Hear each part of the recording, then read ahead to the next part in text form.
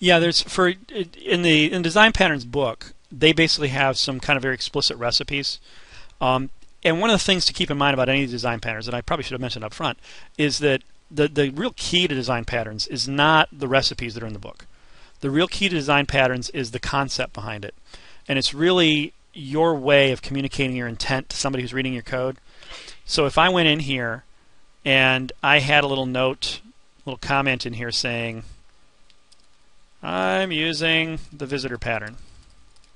The whole point of that, I'm now saying in five words here, what my intent was, how I was organizing my program based on the concept from the Gang of Four book.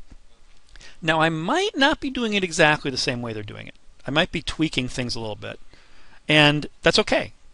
You know, if the thing that you're thinking in your head is visitor pattern when you write it, communicating that for your maintenance programmer gives them your mindset. And they may think at first, okay, I'm looking for specific types of work in there. And if you tweak things a little bit, they still know the way you were approaching it and the way you were doing it.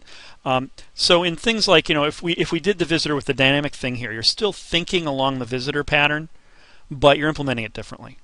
And you know, some languages you have to implement it differently. Other times you find better ways to implement it, or maybe there's for certain situations there's a better way to implement it. But the real key for any design pattern is communication of intent. It gives you vocabulary, and so it's